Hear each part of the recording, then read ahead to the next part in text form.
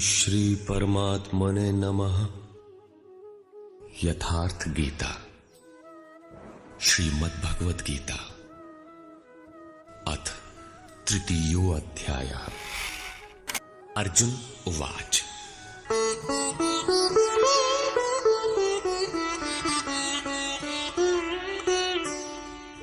जायसी चेत् कर्मणस्ते मता बुद्धिर्जनार्दन तत्किं कर्मणि घोरे मां नियोजयसि केशव। जनों पर दया करने वाले जनार्दन, यदि निष्काम कर्मयोग की अपेक्षा ज्ञान योग आपको श्रेष्ठ मान्य है, तो हे केशव, आप मुझे भयंकर कर्मयोग में क्यों लगाते हैं? निष्काम कर्मयोग में अर्जुन को भयंकरता दिखाई पड़ी, क्योंकि इसमें कर्म करने में ही तेरा अधिकार है, फल में कभी नहीं। कर्म करने में अश्रद्धा भी ना हो और निरंतर समर्पण के साथ योग पर दृष्टि रखते हुए कर्म में लगा रहे। जबकि ज्ञान मार्ग में हारोगे तो देवत्व है, जीतने पर महामहिम स्थिति है। अपनी लाभ हानि स्वयं देखते हुए आगे बढ़ना है। इस प्रकार अर्जुन को निष्काम कर्मयोग की अपेक्षा ज्ञान योग सरल प्रतीत हुआ, इसलिए उसने निवेदन किया,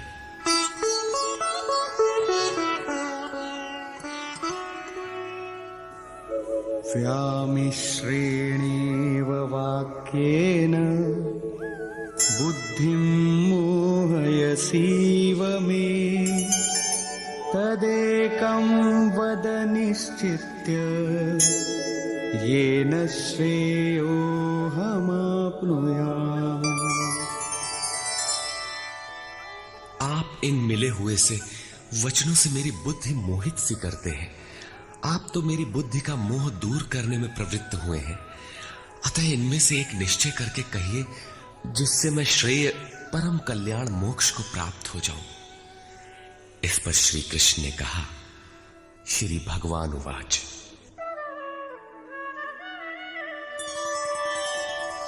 लोकेऽस्मिन् द्विविधा निष्ठा पुरा प्रोक्ता मया नघ ज्ञानयोगेन सांख्यानां कर्मयोगेन योगिनाम्। निष्पाप अर्जुन, इस संसार में सत्य शोध की दो धाराएं मेरे द्वारा पहले कही गई हैं। पहले का तात्पर्य कभी सत्य युग या त्रेता में नहीं, बल्कि अभी जिसे दूसरे अध्याय में कहे आए हैं। ज्ञानियों के लिए ज्ञान मार्ग और योगियों के लिए निष्काम कर्मयोग बताया गया है। दोनों ही मार्गों के अनुसार कर्म तो करना ही पड़ेगा, कर्म अनिवार्य है। न कर्मणामनारम्भात् नैष्कर्म्यं पुरुषोऽश्नुते न च सन्न्यसनादेव सिद्धिं समधिगच्छति। अर्जुन, मनुष्य न तो कर्मों को न आरंभ करने से निष्कर्मता की अंतिम स्थिति को प्राप्त होता है और न आरंभ की हुई क्रिया को त्यागने मात्र से भगवत प्राप्ति रूपी परम सिद्धि को ही प्राप्त होता है। अब तुझे ज्ञान मार्ग अच्छा लगे या निष्काम कर्म मार्ग, दोनों में कर्म तो करना ही पड़ेगा। प्रायः इस स्थल पर लोग भगवत पथ में संक्षिप्त मार्ग और बचाव ढूंढने लगते हैं। कर्म आरंभ ही न करें, हो गए निष्कर्मी। कहीं ऐसी भ्रांति न रह जाए, इसलिए श्री कृष्ण बल देते हैं कि कर्मों को न आरंभ करने से कोई निष्कर्म भाव को नहीं प्राप्त होता। शुभाशुभ कर्मों का जहां अंत है, परम निष्कर्मता की उस स्थिति को कर्म करके ही पाया जा सकता है। इसी प्रकार बहुत से लोग कहते हैं, हम तो ज्ञान मार्गी हैं, ज्ञान मार्ग में कर्म है ही नहीं। ऐसा मानकर कर्मों को त्यागने वाले ज्ञानी नहीं होते। आरंभ की हुई क्रिया को त्यागने मात्र से कोई भगवत साक्षात्कार रूपी परम सिद्धि को प्राप्त नहीं होता है, क्योंकि न हि कश्चित् क्षणमपि जातु तिष्ठत्य कर्मकृत् कार्यते ह्यवशः कर्म सर्वः प्रकृतिजैर्गुणैः। कोई भी पुरुष किसी काल में क्षण मात्र भी कर्म किए बिना नहीं रहता, क्योंकि सभी पुरुष प्रकृति से उत्पन्न हुए गुणों द्वारा विवश होकर कर्म करते हैं। प्रकृति और प्रकृति से उत्पन्न गुण जब तक जीवित हैं, तब तक कोई भी पुरुष कर्म किए बिना रह ही नहीं सकता। अध्याय 4 के 33वें और 37वें श्लोक में श्री कृष्ण कहते हैं कि यावन मात्र कर्म ज्ञान में समाप्त हो जाते हैं, ज्ञान रूपी अग्नि संपूर्ण कर्मों को भस्म कर देता है। यहां वे कहते हैं कि कर्म किए बिना कोई रहता ही नहीं। अंततः वे महापुरुष कहते क्या हैं?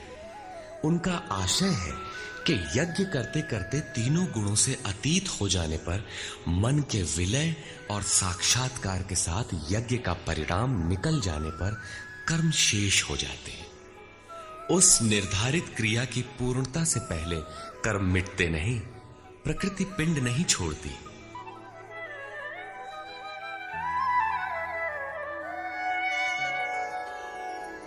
कर्मेन्द्रियाणि संयम्य य आस्ते मनसा स्मरन् इन्द्रियार्थान् विमूढात्मा मिथ्याचार स उच्यते। इतने पर भी विशेष रूप से मूढ़ लोग जो कर्मेंद्रियों को हठ से रोककर इंद्रियों के भोगों का मन से स्मरण करते रहते हैं, वे मिथ्याचारी हैं, पाखंडी हैं, न कि ज्ञानी। सिद्ध है कि कृष्ण काल में भी ऐसी रूढ़ियां थीं। लोग करने योग्य क्रिया को छोड़कर इंद्रियों को हठ से रोककर बैठ जाते थे और कहने लगते थे कि मैं ज्ञानी हूं, पूर्ण हूं। किंतु श्री कृष्ण कहते हैं कि वे धूर्त हैं। ज्ञान मार्ग अच्छा लगे या निष्काम कर्मयोग, दोनों ही मार्गों में कर्म तो करना ही पड़ेगा।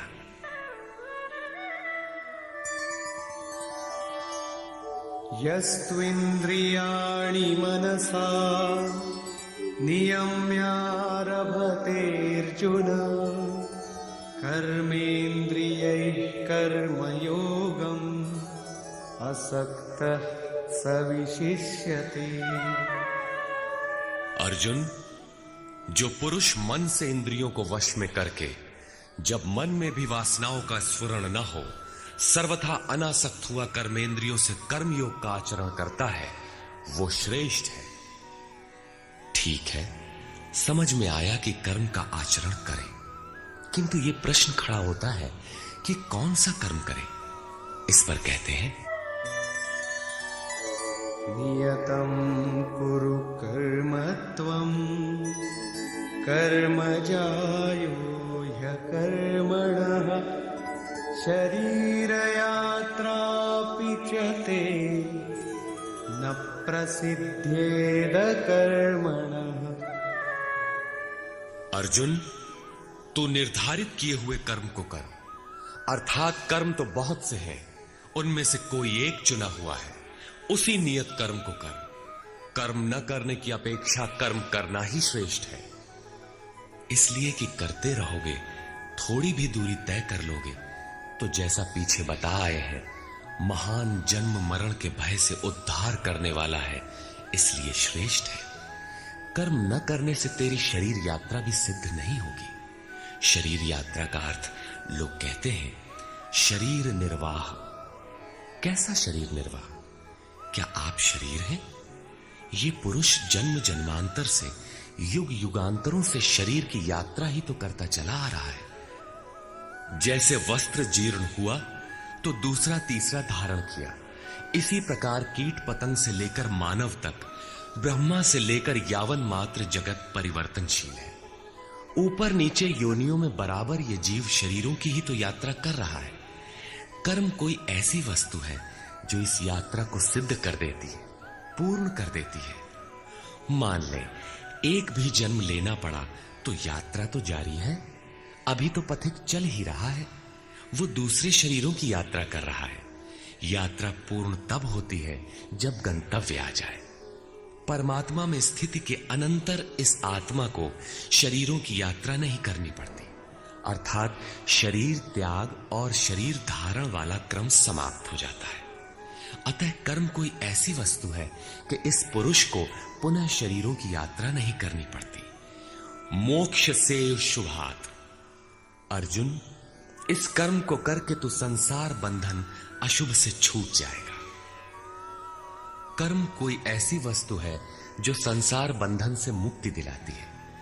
अब प्रश्न खड़ा होता है कि वो निर्धारित कर्म है क्या। इस पर कहते हैं, यज्ञार्थात् कर्मणोऽन्यत्र लोकोऽयं कर्म बन्धनः तदर्थं कर्म कौन्तेय मुक्तसंग समाचर। अर्जुन, यज्ञ की प्रक्रिया ही कर्म है। वो हरकत कर्म है जिससे यज्ञ पूर्ण हो। सिद्ध है कि कर्म एक निर्धारित प्रक्रिया है। इसके अतिरिक्त जो कर्म होते हैं, क्या वे कर्म नहीं है? श्री कृष्ण कहते हैं, नहीं, वे कर्म नहीं है। अन्यत्र लोकोयम कर्म बंधनः। इस यज्ञ की प्रक्रिया के अतिरिक्त दुनिया में जो कुछ भी किया जाता है, सारा जगत जिसमें रात दिन व्यस्त है, वो इसी लोक का एक बंधन है, न कि कर्म। कर्म तो मोक्ष से शुभात, अशुभ अर्थात संसार बंधन से छुटकारा दिलाने वाला है। मात्र यज्ञ की प्रक्रिया ही कर्म है। वो हरकत कर्म है जिससे यज्ञ पूरा होता है। अतः अर्जुन, उस यज्ञ की पूर्ति के लिए संग दोष से अलग रहकर भली प्रकार कर्म का आचरण कर। संग दोष से अलग हुए बिना यह कर्म होता ही नहीं। अब हम समझ गए कि यज्ञ की प्रक्रिया ही कर्म है, किंतु यहां पुनः एक नवीन प्रश्न उत्पन्न हो गया कि वो यज्ञ क्या है जिसे किया जाए। इसके लिए पहले यज्ञ को न बताकर श्री कृष्ण बताते हैं कि यज्ञ आया कहां से, ये देता क्या है। उसकी विशेषताओं पर प्रकाश डाला और चौथे अध्याय में जाकर स्पष्ट किया कि यज्ञ क्या है जिसे हम कार्य रूप दें और हमसे कर्म होने लगे। योगेश्वर श्री कृष्ण की शैली से स्पष्ट है कि जिस वस्तु का चित्रण करना है, वे पहले उसकी विशेषताओं का चित्रण करते हैं जिससे श्रद्धा जागृत हो। तत्पश्चात वे उसमें बरती जाने वाली सावधानियों पर प्रकाश डालते हैं और अंत में मुख्य सिद्धांत प्रतिपादित करते हैं। स्मरण रहे कि यहां पर श्री कृष्ण ने कर्म के दूसरे अंग पर प्रकाश डाला कि कर्म एक निर्धारित क्रिया है। जो कुछ किया जाता है वो कर्म नहीं है। अध्याय 2 में पहली बार कर्म का नाम लिया, उसकी विशेषताओं पर बल दिया, उसमें बरती जाने वाली सावधानियों पर प्रकाश डाला, लेकिन यह नहीं बताया कि कर्म क्या है। योगेश्वर श्री कृष्ण ने कहा, अर्जुन, तो निर्धारित किए हुए कर्म को कर। अब प्रश्न उठता है कि निर्धारित कर्म क्या है जिसे हम करें। तब बताया कि यज्ञ को कार्य रूप देना कर्म है। अब प्रश्न उठता है कि वो यज्ञ क्या है। यहां यज्ञ की उत्पत्ति विशेषता बताकर शांत हो जाएंगे और आगे अध्याय 4 में यज्ञ का निखरा हुआ रूप मिलेगा जिसे करना कर्म है। कर्म की यह परिभाषा गीता को समझने की कुंजी है। यज्ञ के अतिरिक्त दुनिया में लोग कुछ न कुछ करते ही रहते हैं। कोई खेती करता है तो कोई व्यापार, कोई पदासीन है तो कोई सेवक, कोई अपने को बुद्धिजीवी कहता है तो कोई श्रमजीवी, कोई समाज सेवा को कर्म मानता है तो कोई देश सेवा को। और इन्हीं कर्मों में लोग सकाम और निष्काम कर्म की भूमिका भी बनाए पड़े हैं। किंतु श्री कृष्ण कहते हैं ये कर्म नहीं है। अन्यत्र लोकोयम कर्म बंधनः। यज्ञ की प्रक्रिया के सिवाय जो कुछ भी किया जाता है वो इसी लोक का बंधनकारी कर्म है, न कि मोक्षद कर्म। वस्तुतः यज्ञ की प्रक्रिया ही कर्म है। अब यज्ञ न बताकर पहले ये बताते हैं कि यज्ञ आया कहां से।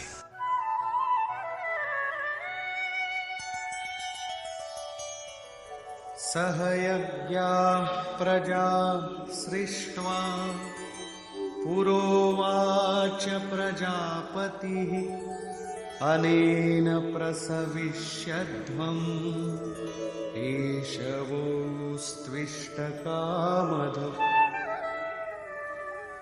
प्रजापति ब्रह्मा ने कल्प के आदि में यज्ञ सहित प्रजा को रचकर कहा कि इस यज्ञ द्वारा वृद्धि को प्राप्त हो। ये यज्ञ तुम लोगों को इष्ट कामधुक, जिसमें अनिष्ट ना हो, विनाश रहित इष्ट संबंधी कामना की पूर्ति करने वाला हो। यज्ञ सहित प्रजा को किसने रचा? प्रजापति ब्रह्मा ने। ब्रह्मा कौन? क्या 4 मुख और 8 आंखों वाला देवता जैसा कि प्रचलित है? नहीं। श्री कृष्ण के अनुसार देवता नाम की कोई अलग सत्ता है ही नहीं। फिर प्रजापति कौन है? वस्तुतः जिसने प्रजा के मूल उद्गम परमात्मा में प्रवेश पा लिया है, वो महापुरुष प्रजापति है। बुद्धि ही ब्रह्मा है। अहंकार शिव बुद्धि अज, मन शशि चित्त महान। उस समय बुद्धि यंत्र मात्र होती है। उस महापुरुष की वाणी में परमात्मा ही बोलता है। भजन की वास्तविक क्रिया प्रारंभ हो जाने पर बुद्धि का उत्तरोत्तर उत्थान होता है। प्रारंभ में वो बुद्धि ब्रह्म विद्या से संयुक्त होने के कारण ब्रह्मविद कही जाती है। क्रमशः विकारों का शमन होने पर, ब्रह्म विद्या में श्रेष्ठ होने पर यह ब्रह्म विद्वर कही जाती है। उत्थान और सूक्ष्म हो जाने पर बुद्धि की अवस्था विकसित हो जाती है। वो ब्रह्म विद्वरीयान कहलाती है। उस अवस्था में ब्रह्म विद्वेत्ता पुरुष दूसरों को भी उत्थान मार्ग पर लाने का अधिकार प्राप्त कर लेता है। बुद्धि की पराकाष्ठा है ब्रह्म विद्वरिष्ठ, अर्थात ब्रह्मविद की वो अवस्था जिसमें इष्ट प्रवाहित है। ऐसी स्थिति वाले महापुरुष प्रजा के मूल उद्गम परमात्मा में प्रविष्ट और स्थित रहते हैं। ऐसे महापुरुषों की बुद्धि मात्र यंत्र है। वे ही प्रजापति कहलाते हैं। वे प्रकृति के द्वंद्व का विश्लेषण कर आराधना क्रिया की रचना करते हैं। यज्ञ के अनुरूप संस्कारों का देना ही प्रजा की रचना है। इससे पूर्व समाज अचेत अव्यवस्थित रहता है। सृष्टि अनादि है। संस्कार पहले से ही है, किंतु अस्त व्यस्त विकृत है। यज्ञ के अनुरूप उन्हें ढालना ही रचना या सजाना है। ऐसे महापुरुष ने कल्प के आदि में यज्ञ सहित प्रजा की रचना की। कल्प निरोग बनाता है। वैद्य कल्प देते हैं, कोई कायाकल्प करता है। ये क्षणिक शरीरों का कल्प है। वास्तविक कल्प तो तब है जब भवरोग से मुक्ति मिल जाए। आराधना का प्रारंभ इस कल्प की शुरुआत है। आराधना पूर्ण हुई तो आपका कल्प पूरा हो गया। इस प्रकार परमात्म स्वरूपस्थ महापुरुषों ने भजन के प्रारंभ में यज्ञ सहित संस्कारों को सुसंगठित कर कहा कि इस यज्ञ से तुम वृद्धि को प्राप्त हो। कैसी वृद्धि? क्या मकान कच्चे से पक्का बन जाएगा? आय अधिक होने लगेगी? नहीं। यज्ञ इष्ट कामधुक, इष्ट संबंधी कामना की पूर्ति करेगा। इष्ट है परमात्मा। उस परमात्मा संबंधी कामना की पूर्ति वाला है। प्रश्न स्वाभाविक है कि यज्ञ सीधे उस परमात्मा की प्राप्ति करा देगा अथवा क्रम क्रम से चलकर।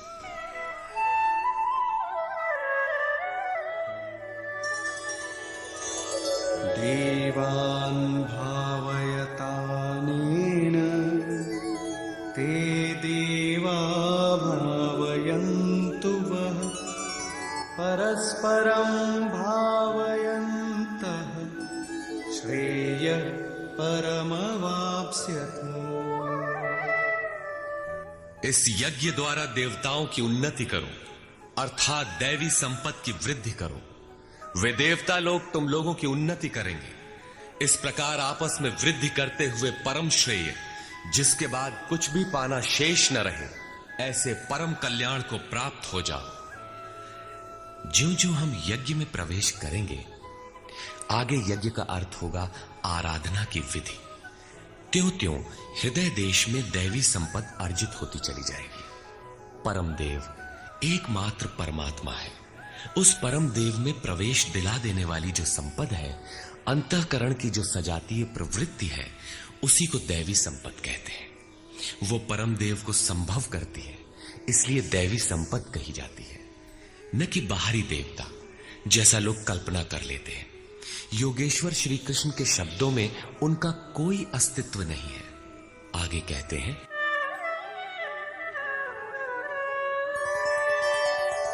इष्टान् भोगान् हि वो देवा दास्यन्ते यज्ञभाविताः तैर्दत्तान् प्रदायैभ्यो यो भुङ्क्ते स्तेन एव सः।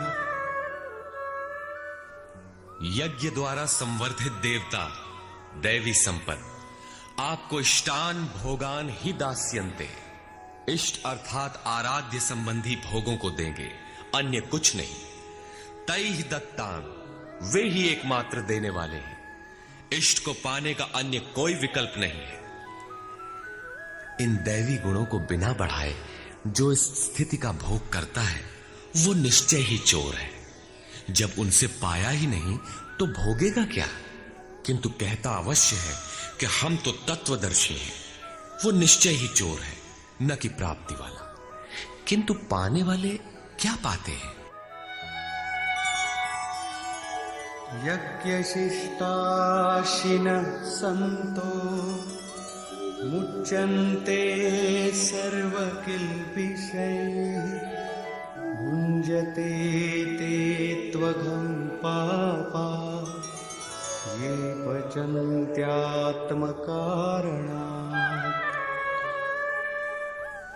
यज्ञ से बचे हुए अन्न को खाने वाले संतजन सब पापों से मुक्त हो जाते हैं। दैवी संपत्ति की वृद्धि करते करते परिणाम में प्राप्ति काल ही पूर्ति काल है। जब यज्ञ पूर्ण हो गया तो शेष बचा हुआ ब्रह्म ही अन्न है। इसी को श्री कृष्ण ने दूसरे शब्दों में कहा, यज्ञ शिष्टामृत भुजो यान्ति ब्रह्म सनातनम। यज्ञ जिसकी सृष्टि करता है उस अशन को पान करने वाला ब्रह्म में प्रविष्ट हो जाता है।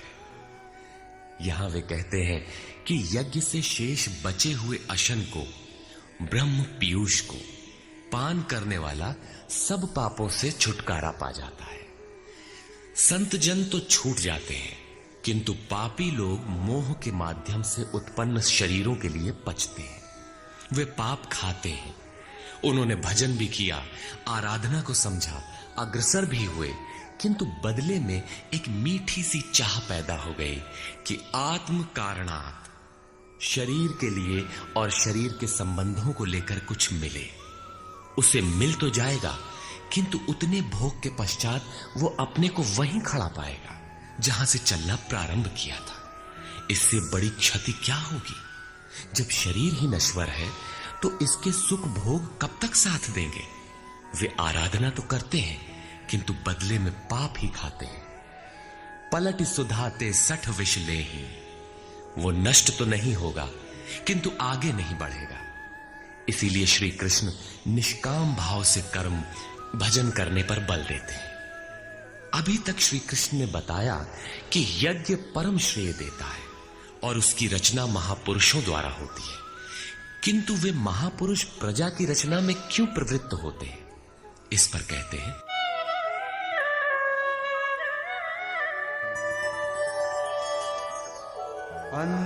अन्नाद्भवन्ति भूतानि पर्जन्यादन्न संभवः यज्ञाद्भवति पर्जन्यो यज्ञः कर्म समुद्भवः। कर्म ब्रह्मोद्भवं विद्धि ब्रह्माक्षर समुद्भवम् तस्मात् सर्वगतं ब्रह्म नित्यं यज्ञे प्रतिष्ठितम्। संपूर्ण प्राणी अन्न से उत्पन्न होते हैं। अन्नम ब्रह्म व्यजानात्, अन्न परमात्मा ही है। उस ब्रह्म पीयूष को ही उद्देश्य बनाकर प्राणी यज्ञ की ओर अग्रसर होता है। अन्न की उत्पत्ति वृष्टि से होती है, बादलों से होने वाली वर्षा नहीं अपितु कृपा वृष्टि। पूर्व संचित यज्ञ कर्म ही कृपा के रूप में बरस पड़ता है। आज की आराधना कल कृपा के रूप में मिलेगी, इसीलिए वृष्टि यज्ञ से होती है। स्वाहा बोलने और तिल जौ जलाने से ही वृष्टि होती तो विश्व की अधिकांश मरुभूमि ऊसर क्यों रहती, उर्वर बन जाती। यहां कृपा वृष्टि यज्ञ की देन है। ये यज्ञ कर्मों से ही उत्पन्न होने वाला है। कर्म से यज्ञ पूर्ण होता है। उस कर्म को वेद से उत्पन्न हुआ जान। वेद ब्रह्म स्थित महापुरुष की वाणी है। जो तत्व विदित नहीं है उसकी प्रत्यक्ष अनुभूति का नाम वेद है, न कि कुछ श्लोक संग्रह। वेद अविनाशी परमात्मा से उत्पन्न हुआ जान। कहा तो महात्माओं ने, किंतु वे परमात्मा के साथ तद्रूप हो चुके हैं। उनके माध्यम से अविनाशी परमात्मा ही बोलता है, इसलिए वेद अपौरुषेय कहे जाते हैं। महापुरुष वेद कहां से पा गए? तो वेद अविनाशी परमात्मा से उत्पन्न हुआ। वे महापुरुष उससे तद्रूप हैं। वे मात्र यंत्र हैं, इसलिए उनके द्वारा वही बोलता है, क्योंकि यज्ञ के द्वारा ही मन के निरोध काल में वो विदित होता है। इससे सर्वव्यापी परम अक्षर परमात्मा सर्वदा यज्ञ में ही प्रतिष्ठित है। यज्ञ ही उसे पाने का एकमात्र उपाय है। इसी पर बल देते हैं। एवं प्रवर्तितं चक्रं नानुवर्तयति हयः अघायुरिन्द्रिया रामो मोघं पार्थ सजीवति। हे पार्थ, जो पुरुष इसी लोक में मनुष्य शरीर प्राप्त कर इस प्रकार चलाए हुए साधन चक्र के अनुसार नहीं बरतता, अर्थात दैवी संपद का उत्कर्ष, देवताओं की वृद्धि और परस्पर वृद्धि के द्वारा अक्षय धाम को प्राप्त करना, इस क्रम के अनुसार जो नहीं बरतता, इंद्रियों का आराम चाहने वाला वो पापायु पुरुष व्यर्थ ही जीता है। बंधुओं, योगेश्वर श्री कृष्ण ने अध्याय 2 में कर्म का नाम लिया और इस अध्याय में बताया कि नियत कर्म का आचरण कर। यज्ञ की प्रक्रिया ही कर्म है। इसके सिवाय जो कुछ किया जाता है वो इसी लोक का बंधन है। इसीलिए संग दोष से अलग रहकर उस यज्ञ की पूर्ति के लिए कर्म का आचरण कर। उन्होंने यज्ञ की विशेषताओं पर प्रकाश डाला और बताया कि यज्ञ की उत्पत्ति ब्रह्मा से है। प्रजा अन्न को उद्देश्य बनाकर उस यज्ञ में प्रवृत्त होती है। यज्ञ कर्म से और कर्म अपौरुषेय वेद से उत्पन्न होते हैं, जबकि वेद मंत्रों के दृष्टा महापुरुष ही थे। उनका पुरुष तिरोहित हो चुका था। प्राप्ति के साथ अविनाशी परमात्मा ही शेष बचा था। इसलिए वेद परमात्मा से उत्पन्न है। सर्वव्यापी परमात्मा यज्ञ में सर्वदा प्रतिष्ठित है।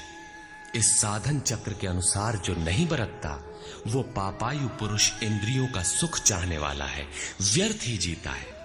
अर्थात यज्ञ ऐसी विधि विशेष है जिसमें इंद्रियों का आराम नहीं है, अपितु अक्षय सुख है। इंद्रियों के संयम के साथ इसमें लगने का विधान है। इंद्रियों का आराम चाहने वाले पापायु हैं। अभी तक श्री कृष्ण ने नहीं बताया है कि यज्ञ है क्या, परंतु क्या यज्ञ करते ही रहेंगे या इसका कभी अंत भी होगा? इस पर योगेश्वर कहते हैं, यस्त्वात्मरतिरेव स्यात् आत्मतृप्तश्च मानवः आत्मन्येव च सन्तुष्टः तस्य कार्यं न विद्यते। परंतु जो मनुष्य आत्मा में ही रत, आत्मतृप्त और आत्मा में ही संतुष्ट है, उसके लिए कोई कर्तव्य नहीं रह जाता। यही तो लक्ष्य था। जब अव्यक्त सनातन अविनाशी आत्म तत्व प्राप्त हो गया तो आगे ढूंढे किसे? ऐसे पुरुष के लिए न कर्म की आवश्यकता है न किसी आराधना की। आत्मा और परमात्मा एक दूसरे के पर्याय हैं। इसी का पुनः चित्रण करते हैं। नैव तस्य कृतेनार्थो न कृतेनेह कश्चन न चास्य सर्वभूतेषु कश्चिदर्थव्यपाश्रयः। इस संसार में उस पुरुष का किए जाने से कोई लाभ नहीं है और न छोड़ देने से कोई हानि है, जबकि पहले आवश्यक था। उसका संपूर्ण प्राणियों में कोई स्वार्थ संबंध नहीं रह जाता। आत्मा ही तो शाश्वत, सनातन, अव्यक्त, अपरिवर्तनशील और अक्षय है। जब उसी को पा लिया, उसी से संतुष्ट, उसी से तृप्त, उसी में ओतप्रोत और स्थित है, आगे कोई सत्ता ही नहीं, तो किसको खोजें? मिलेगा क्या? उस पुरुष के लिए कर्म छोड़ देने से कोई हानि भी नहीं है, क्योंकि विकार जिस पर अंकित होते हैं वो चित्त ही न रहा। उसका संपूर्ण भूतों में, बाह्य जगत और आंतरिक संकल्पों की परत में लेश मात्र भी अर्थ नहीं रहता। सबसे बड़ा अर्थ तो था परमात्मा। जब वही उपलब्ध है तो दूसरों से उसका क्या प्रयोजन होगा? तस्मादसक्तः सततं कार्यं कर्म समाचर असक्तो ह्याचरन् कर्म परमाप्नोति पुरुषः। इस स्थिति को प्राप्त करने के लिए तू अनासक्त हुआ। निरंतर कार्यम कर्म, जो करने योग्य कर्म है उस कर्म को अच्छी प्रकार कर, क्योंकि अनासक्त पुरुष कर्म के आचरण से परमात्मा को प्राप्त होता है। नियत कर्म, कार्यम कर्म एक ही है। कर्म की प्रेरणा देते हुए वे कहते हैं,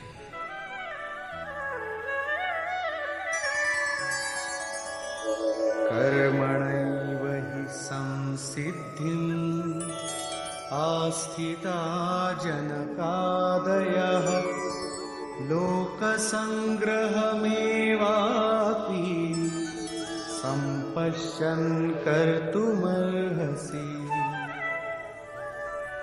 जनक माने राजा जनक नहीं, जनक जन्मदाता को कहते हैं। योग ही जनक है, आपके स्वरूप को जन्म देता है, प्रकट करता है। योग से संयुक्त प्रत्येक महापुरुष जनक हैं। ऐसे योग संयुक्त बहुत से ऋषियों, जनकादयः, जनक इत्यादि ज्ञानी जन महापुरुष भी कर्मणा एव संसिद्धिम, कर्मों के द्वारा ही परम सिद्धि को प्राप्त हुए हैं। परम सिद्धि माने परम तत्व परमात्मा की प्राप्ति। जनक इत्यादि जितने भी पूर्व में होने वाले महर्षि हुए हैं, इस कार्यम कर्म के द्वारा जो यज्ञ की प्रक्रिया है, इस कर्म को करके ही संसिद्धिम, परम सिद्धि को प्राप्त हुए। किंतु प्राप्ति के पश्चात वे भी लोक संग्रह को देखकर कर्म करते हैं, लोकहित को चाहते हुए कर्म करते हैं। अतः तू भी प्राप्ति के पश्चात लोकनायक बनने के लिए कार्य करने के ही योग्य है। क्यों? यद्यदाचरति श्रेष्ठः तत्तदेवेतरो जनः स यत्प्रमाणं कुरुते लोकस्तदनुवर्तते। श्रेष्ठ पुरुष जो जो आचरण करता है, अन्य पुरुष भी उसके अनुसार ही करते हैं। वो महापुरुष जो कुछ प्रमाण कर देता है, संसार उसका अनुसरण करता है। पहले श्री कृष्ण ने स्वरूप में स्थित आत्मतृप्त महापुरुष की रहनी पर प्रकाश डाला कि उसके लिए कर्म किए जाने से न कोई लाभ और न छोड़ने से कोई हानि। फिर भी जनकादि कर्म में भली प्रकार बरतते थे।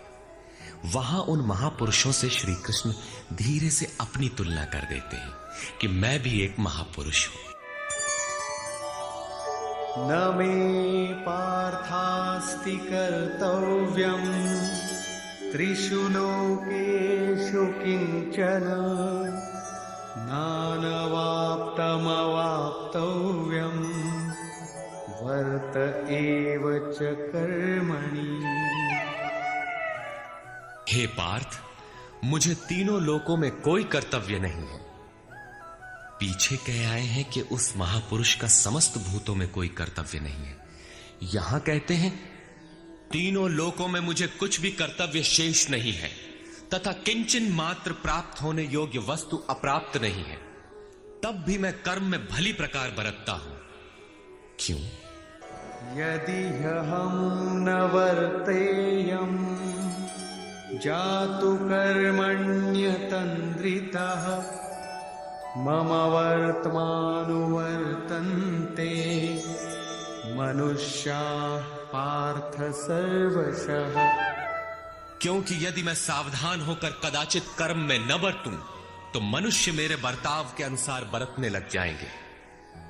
तो क्या आपका अनुकरण भी बुरा है? श्री कृष्ण कहते हैं हां।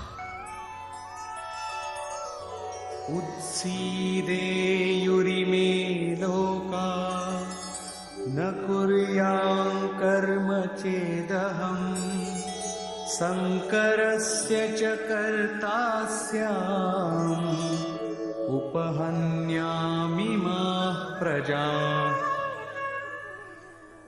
यदि मैं सावधान होकर कर्म न करूं तो ये सब लोग भ्रष्ट हो जाएं और मैं शंकरस्य वर्ण संकर का करने वाला हूं तथा इन सारी प्रजा का हनन करने वाला, मारने वाला बनूं।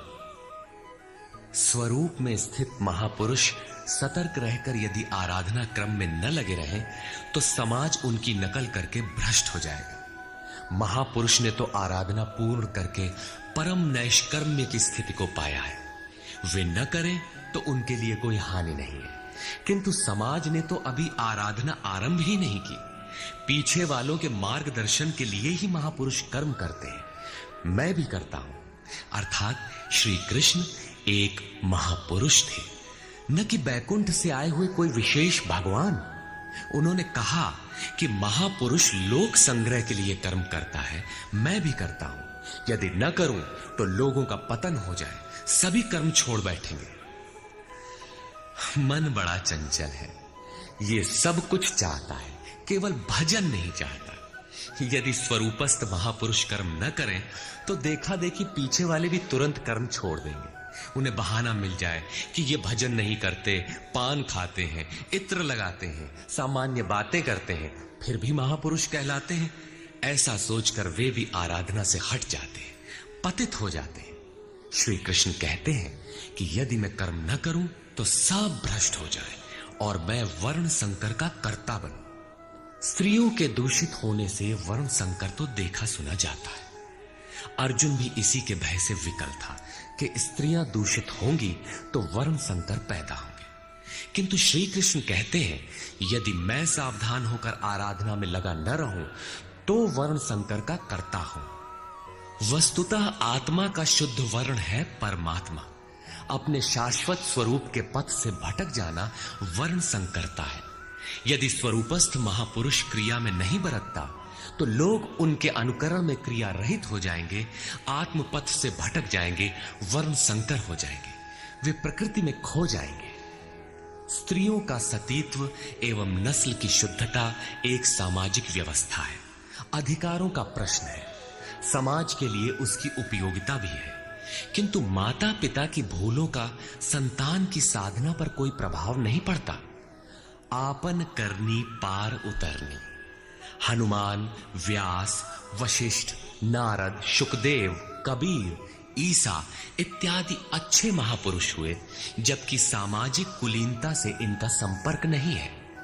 आत्मा अपने पूर्व जन्म के गुण धर्म लेकर आता है। श्री कृष्ण कहते हैं मनः षष्ठानीन्द्रियाणि प्रकृतिस्थानी कर्षति। मन सहित इंद्रियों से जो कार्य इस जन्म में होता है उनके संस्कार लेकर जीवात्मा पुराने शरीर को त्याग कर नवीन शरीर में प्रवेश कर जाता है। इसमें जन्मदाताओं का क्या लगा? उनके विकास में कोई अंतर नहीं आया। अतः स्त्रियों के दूषित होने से वर्ण संकर नहीं होता। स्त्रियों के दूषित होने और वर्ण संकर से कोई संबंध नहीं है। शुद्ध स्वरूप की ओर अग्रसर न होकर प्रकृति में बिखर जाना ही वर्ण संकर है। यदि महापुरुष सावधान होकर क्रिया, नियत कर्म में बरतते हुए लोगों से क्रिया न कराएं तो वो उस सारी प्रजा का हनन करने वाला, मारने वाला बने। साधना क्रम में चलकर उस मूल अविनाशी की प्राप्ति ही जीवन है और प्रकृति में बिखरे रहना, भटक जाना मृत्यु है। किंतु वो महापुरुष इस सारी प्रजा को यदि क्रिया पथ पर नहीं चलाता, उस सारी प्रजा को बिखराव से रोककर सतपथ पर नहीं चलाता, तो वो सारी प्रजा का हनन करने वाला हत्यारा है, हिंसक है, और क्रमशः चलते हुए जो चला लेता है वो शुद्ध अहिंसा है। गीता के अनुसार शरीर का निधन, नश्वर कलेवरों का निधन मात्र परिवर्तन है, हिंसा नहीं। सक्ता कर्मण्य विद्वांसो यथा कुर्वन्ति भारत कुर्याद् विद्वांस्तथा सक्तः चिकीर्षुर्लोकसंग्रहम्। हे भारत, कर्म में आसक्त हुए अज्ञानी जन जैसे कर्म करते हैं, वैसे ही अनासक्त हुआ विद्वान, पूर्ण ज्ञाता भी लोक हृदय में प्रेरणा और कल्याण संग्रह चाहता हुआ कर्म करे। यज्ञ की विधि जानते और करते हुए भी हम अज्ञानी हैं। ज्ञान का अर्थ है प्रत्यक्ष जानकारी। जब तक लेश मात्र भी हम अलग है, आराध्य अलग है, तब तक अज्ञान विद्यमान है। जब तक अज्ञान है तब तक कर्म में आसक्ति रहती है। अज्ञानी जितनी आसक्ति से आराधना करता है, उसी प्रकार अनासक्त, जिसे कर्मों से प्रयोजन नहीं है, तो आसक्ति क्यों होगी? ऐसा पूर्ण ज्ञाता महापुरुष भी लोकहित के लिए कर्म करे, दैवी संपद का उत्कर्ष करे, जिससे समाज उस पर चल सके। न बुद्धिभेदं जनयेद् अज्ञानां कर्मसंगिनां जोषयेत् सर्वकर्माणि विद्वान् युक्तः समाचरन्। ज्ञानी पुरुषों को चाहिए कि कर्मों में आसक्ति वाले अज्ञानियों की बुद्धि में भ्रम न पैदा करें, अर्थात स्वरूपस्थ महापुरुष ध्यान दें कि उनके किसी आचरण से पीछे वालों के मन में कर्म के प्रति अश्रद्धा न उत्पन्न हो जाए। परमात्म तत्व से संयुक्त महापुरुष को भी चाहिए कि स्वयं भली प्रकार नियत कर्म करता हुआ उनसे करावे। यही कारण था कि पूज्य महाराज जी वृद्धावस्था में भी रात के 2 बजे ही उठकर बैठ जाएं, खांसने लगे। 3 बजे बोलने लगे, उठो मिट्टी के पुतलो। सब उठकर चिंतन में लग जाएं तो स्वयं थोड़ा लेट जाएं। कुछ देर बाद फिर उठकर बैठ जाएं, कहें, तुम लोग सोचते हो कि महाराज सो रहे हैं, किंतु मैं सोता नहीं, श्वास में लगा हूं। वृद्धावस्था का शरीर है, बैठने में कष्ट होता है, इसी से मैं पड़ा रहता हूं। लेकिन तुम्हें तो स्थिर और सीधे बैठकर चिंतन में लगना है। जब तक तैल धारा के सदृश श्वास की डोरी न लग जाए, क्रम न टूटे, अन्य संकल्प बीच में व्यवधान उत्पन्न न कर सके, तब तक सतत लगे रहना साधक का धर्म है। मेरी श्वास तो बांस की तरह स्थिर खड़ी है। यही कारण है कि अनुयायियों से कराने के लिए वो महापुरुष भली प्रकार कर्म में बरतता है। जिस गुण को सिखावे उसे करके दिखावे। इस प्रकार स्वरूपस्थ महापुरुष को भी चाहिए कि स्वयं कर्म करता हुआ साधकों को भी आराधना में लगाए रहे।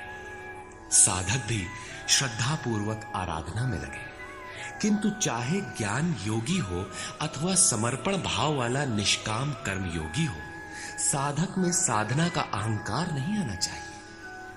कर्म किसके द्वारा होते हैं, उसके होने में कौन कारण है, इस पर श्री कृष्ण प्रकाश डालते हैं।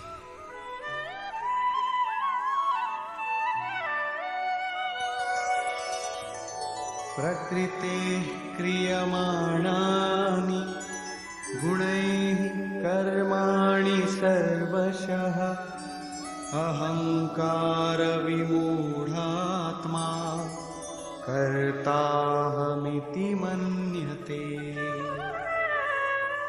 आरंभ से पूर्ति पर्यंत संपूर्ण कर्म प्रकृति के गुणों द्वारा किए जाते हैं। फिर भी अहंकार से विशेष मूढ़ पुरुष मैं करता हूं ऐसा मान लेता है।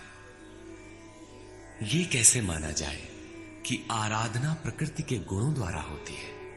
ऐसा किसने देखा? इस पर कहते हैं, तत्त्ववित्तु महाबाहो गुणकर्म विभागयोः गुणागुणेषु वर्तन्ते इति मत्वा न सज्जते। हे महाबाहु, गुण और कर्म के विभाग को तत्वविद परम तत्व परमात्मा की जानकारी वाले महापुरुषों ने देखा और संपूर्ण गुण गुणों में बरत रहे। ऐसा मानकर वे गुण और कर्मों के कर्तापन में आसक्त नहीं होते। यहां तत्व का अर्थ परम तत्व परमात्मा है, न कि 5 या 25 तत्व जैसा कि लोग गणना करते हैं। योगेश्वर श्री कृष्ण के शब्दों में तत्व एकमात्र परमात्मा है, अन्य कोई तत्व है ही नहीं। गुणों को पार करके परम तत्व परमात्मा में स्थित महापुरुष गुण के अनुसार कर्मों का विभाजन देख पाते हैं। तामसी गुण रहेगा तो उसका कार्य होगा आलस्य, निद्रा, प्रमाद, कर्म में प्रवृत्त न होने का स्वभाव। राजसी गुण रहेंगे तो आराधना में पीछे न हटने का स्वभाव, शौर्य, स्वामी भाव से कर्म होगा। और सात्विक गुण कार्यरत होने पर ध्यान, समाधि, अनुभवी उपलब्धि, धारावाहिक चिंतन, सरलता स्वभाव में होगी। गुण परिवर्तनशील है। प्रत्यक्षदर्शी ज्ञानी ही देख पाता है कि गुणों के अनुरूप कर्मों का उत्कर्ष अपकर्ष होता है। गुण अपना कार्य करा लेते हैं, अर्थात गुण गुणों में बरतते हैं। ऐसा समझकर वो प्रत्यक्ष दृष्टा कर्म में आसक्त नहीं होता। किंतु जिसने गुणों का पार नहीं पाया, जो अभी रास्ते में है, उन्हें तो कर्म में आसक्त रहना है। इसलिए प्रकृतेर्गुण सम्मूढाः सज्जन्ते गुणकर्मसु तान् कृत्स्नविदो मन्दान् कृत्स्नविन्न विचालयेत्। प्रकृति के गुणों से मोहित हुए पुरुष गुण और कर्मों में क्रमशः निर्मल गुणों की ओर उन्नति देखकर उनमें आसक्त होते हैं। उन अच्छी प्रकार न समझने वाले मंदान शिथिल प्रयत्न वालों को अच्छी प्रकार जानने वाला ज्ञानी चलायमान न करे। उन्हें हतोत्साहित न करे, बल्कि प्रोत्साहन दे, क्योंकि कर्म करके ही उन्हें परम नैष्कर्म्य की स्थिति पाना है। अपनी शक्ति और स्थिति का आकलन करके कर्म में प्रवृत्त होने वाले ज्ञान मार्गी साधकों को चाहिए कि कर्म को गुणों की देन माने, अपने को कर्ता मानकर अहंकारी न बन जाए। निर्मल गुणों को प्राप्त होने पर भी उनमें आसक्त न हो।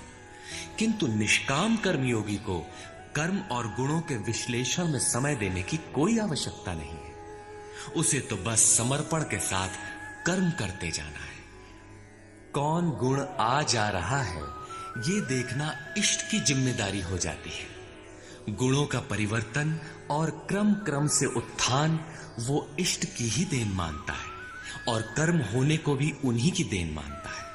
अतः कर्तापन का अहंकार या गुणों में आसक्ति होने की समस्या उसके लिए नहीं रहती, जबकि अनवरत लगा रहता है। इसी पर और साथ ही युद्ध का स्वरूप बताते हुए श्री कृष्ण कहते हैं,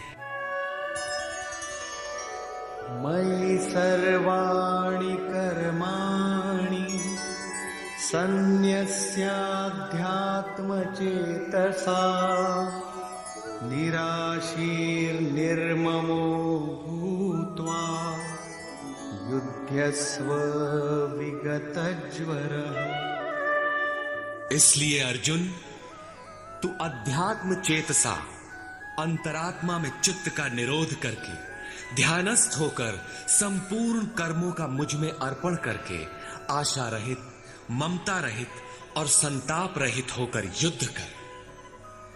जब चित्त ध्यान में स्थित है लेश मात्र भी कहीं आशा नहीं, कर्म में ममत्व नहीं है, असफलता का संताप नहीं है, तो वो पुरुष कौन सा युद्ध करेगा?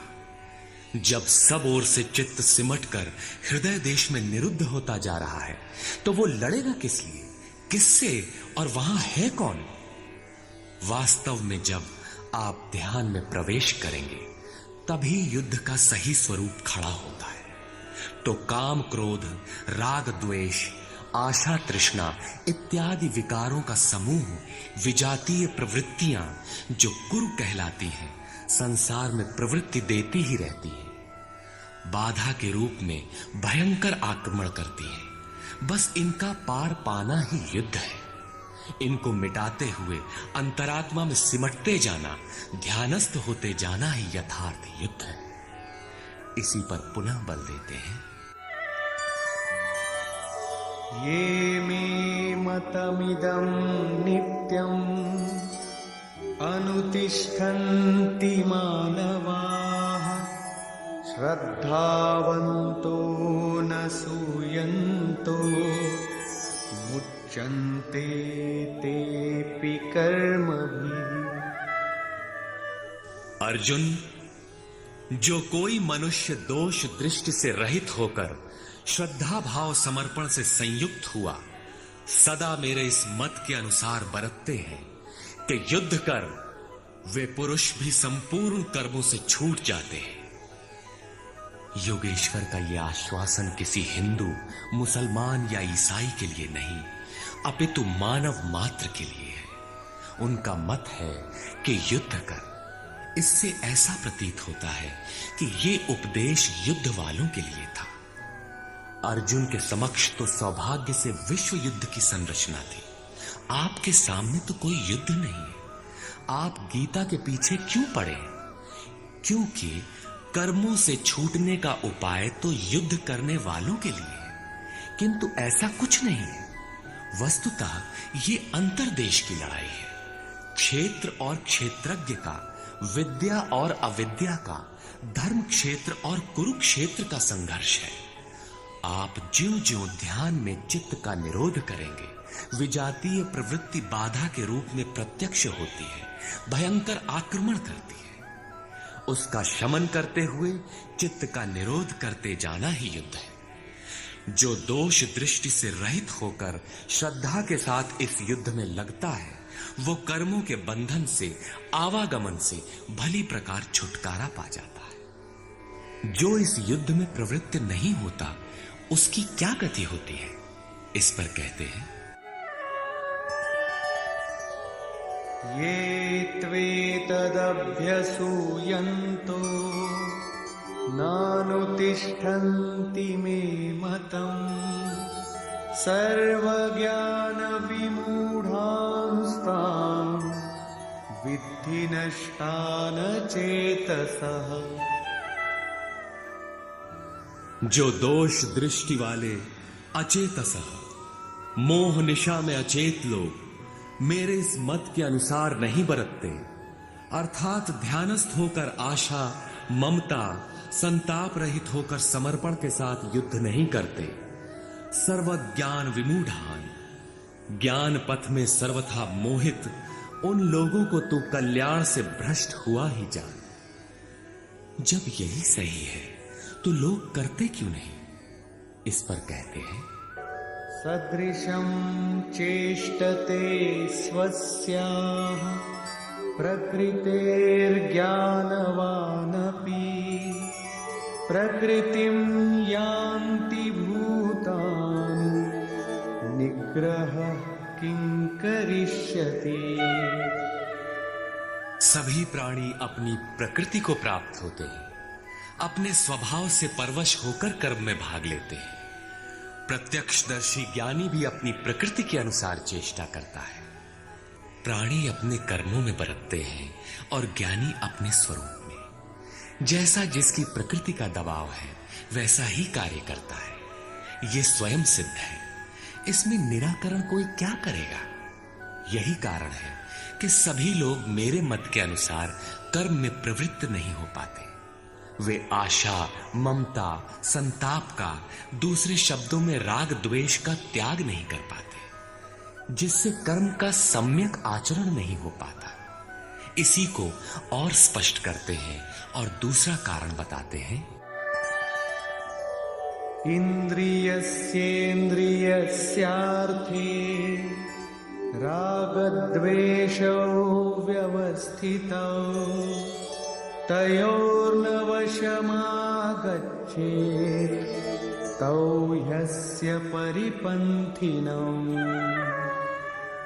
इंद्रिय और इंद्रियों के भोगों में राग और द्वेष स्थित हैं। इन दोनों के वश में नहीं होना चाहिए, क्योंकि इस कल्याण मार्ग में कर्मों से छूट जाने वाली प्रणाली में ये राग और द्वेष दुर्धर्ष शत्रु हैं, आराधना का अपहरण कर ले जाते हैं। जब शत्रु भीतर है तो बाहर कोई किसी से क्यों लड़ेगा? शत्रु तो इंद्रिय और भोगों के संसर्ग में है, अंतःकरण में है। अतः ये युद्ध भी अंतःकरण का युद्ध है, क्योंकि शरीर ही क्षेत्र है जिसमें सजातीय विजातीय दोनों प्रवृत्तियां, विद्या और अविद्या रहती हैं, जो माया के दो अंग हैं।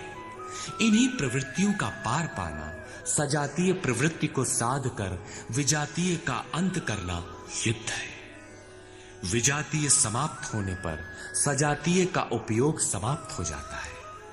स्वरूप का स्पर्श करके सजातीय का भी उसके अंतराल में विलय हो जाना, इस प्रकार प्रकृति का पार पाना युद्ध है, जो ध्यान में ही संभव है।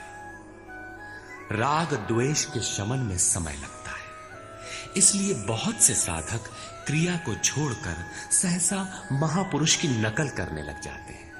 श्री कृष्ण इससे सावधान करते हैं।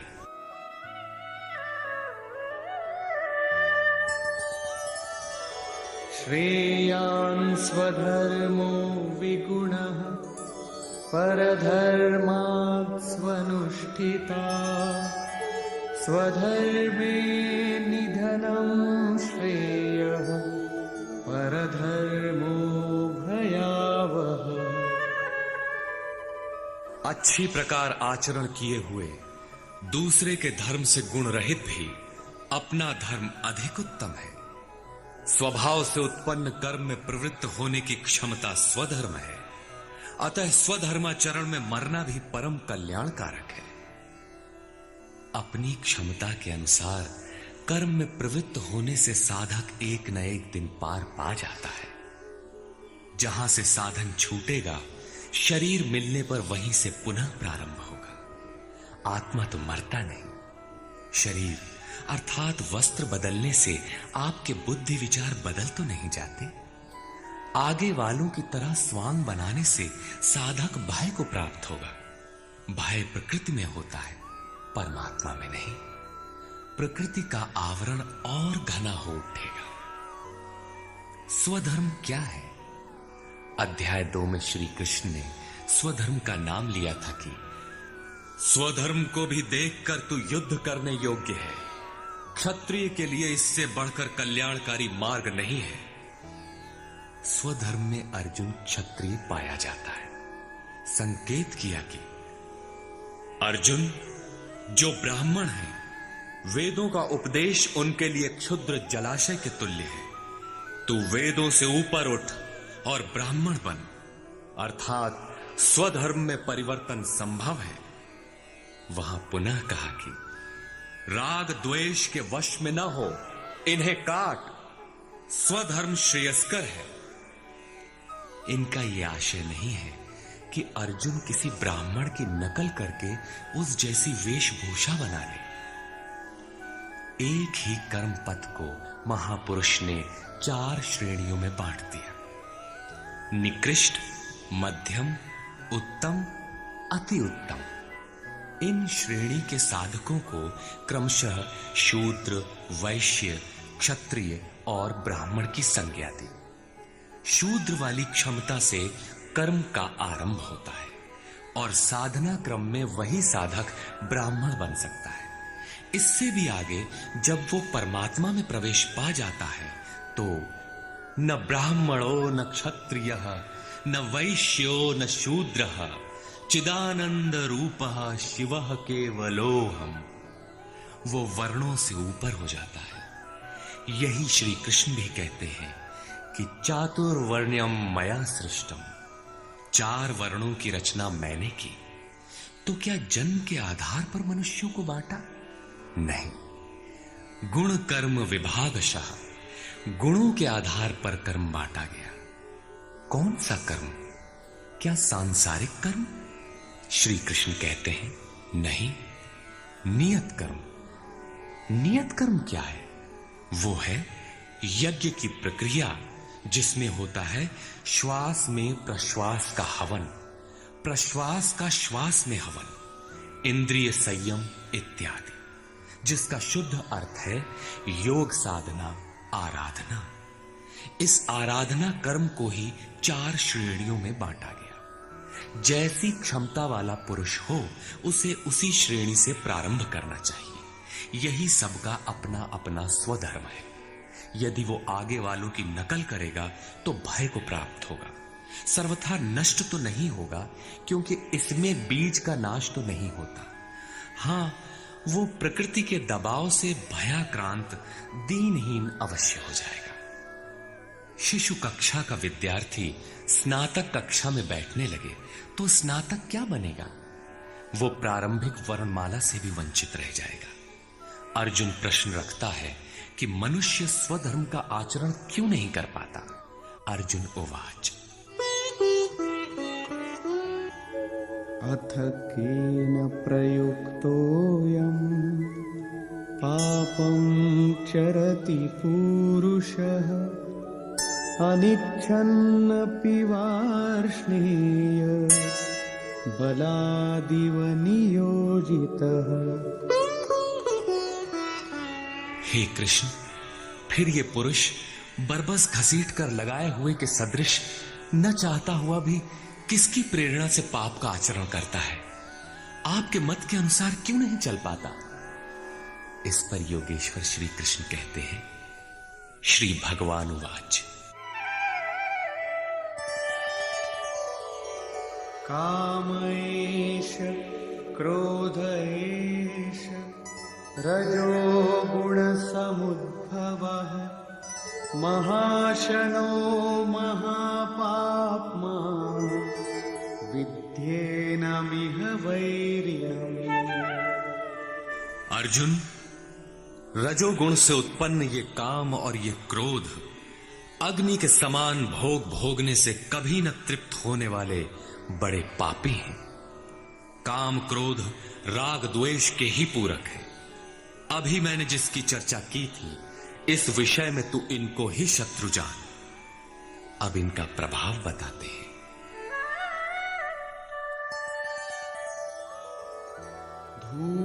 धूमेनाव्रियते वह्निः यथादर्शो मलेन च यथोल्बेनावृतो गर्भः तथा तेनेदमावृतम्। जैसे धुएं से अग्नि और मल से दर्पण ढक जाता है, जैसे जेर से गर्भ ढका हुआ है, ठीक वैसे ही काम क्रोधादि विकारों से यह ज्ञान ढका हुआ है। भीगी लकड़ी जलाने पर धुआं ही धुआं होता है। अग्नि रहकर भी लपट का रूप नहीं ले पाता। मल से ढके दर्पण पर जिस प्रकार प्रतिबिंब स्पष्ट नहीं होता, झिल्ली के कारण जिस प्रकार गर्भ ढका रहता है, वैसे ही इन विकारों के रहते परमात्मा का प्रत्यक्ष ज्ञान नहीं होता। आवृतं ज्ञानमेतेन ज्ञानिनो नित्यवैरिणा कामरूपेण कौन्तेय दुष्पूरेणानलेन च। कौन्तेय, अग्नि के समान भोगों से न तृप्त होने वाले ज्ञानियों के निरंतर बैरी इस काम से ज्ञान ढका हुआ है। अभी तो श्री कृष्ण ने काम और क्रोध 2 शत्रु बताए, प्रस्तुत श्लोक में वे केवल एक शत्रु काम का नाम लेते हैं। वस्तुतः काम में क्रोध का अंतर्भाव है। कार्य पूर्ण होने पर क्रोध समाप्त हो जाता है, किंतु कामना समाप्त नहीं होती। कामना पूर्ति में व्यवधान पड़ते ही क्रोध पुनः उभर आता है। काम के अंतराल में क्रोध भी निहित है। इस शत्रु का निवास कहां है? इसे ढूंढे कहां? निवास जान लेने पर इसे समूल नष्ट करने से सुविधा रहेगी। इस पर श्री कृष्ण कहते हैं,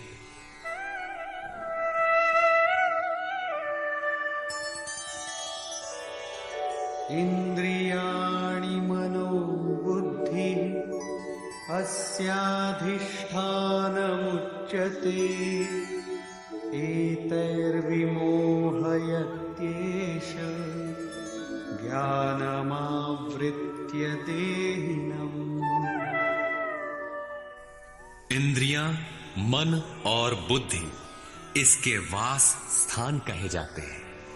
ये काम इन मन, बुद्धि और इंद्रियों के द्वारा ही ज्ञान को आच्छादित करके जीवात्मा को मोह में डालता है। तस्मात् त्वमिन्द्रियाण्यादौ नियम्य भरतर्षभ पाप्मानं प्रजह्येनं ज्ञान विज्ञाननाशनम्। इसलिए अर्जुन, तू पहले इंद्रियों को नियम में संयत कर, क्योंकि शत्रु तो इनके अंतराल में छिपा है। वो तुम्हारे शरीर के भीतर है, बाहर खोजने से वो कहीं नहीं मिलेगा। इंद्रियों को वश में करके ज्ञान और विज्ञान का नाश करने वाले इस पापी काम को ही मार। ये हृदय देश की अंतर जगत की लड़ाई है। काम सीधे पकड़ में नहीं आएगा, अतः विकारों के निवास स्थान का ही घेराव कर लो, इंद्रियों को ही संयत कर लो। किंतु इंद्रियों और मन को संयत करना तो बड़ा कठिन है। क्या ये हम कर पाएंगे? इस पर योगेश्वर श्री कृष्ण आपकी सामर्थ्य बताते हुए प्रोत्साहित करते हैं।